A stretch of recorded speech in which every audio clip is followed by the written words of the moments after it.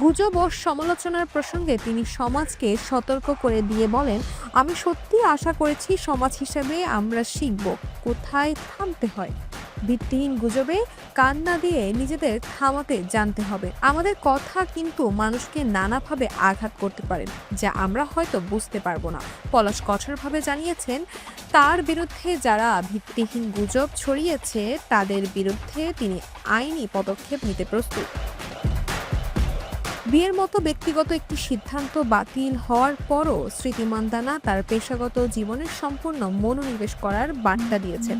ব্যক্তিগত গোপনীয়তা রক্ষার আবেদন জানিয়ে তিনি লেখেন, আমি আপনাদের অনুরোধ করছি, দয়া করে এই মুহূর্তে উভয় পরিবারের গোপনীয়তাকে সম্মান করুন এবং আমাদের নিজস্ব গতিতে এগিয়ে যাওয়ার সুযোগ দিন।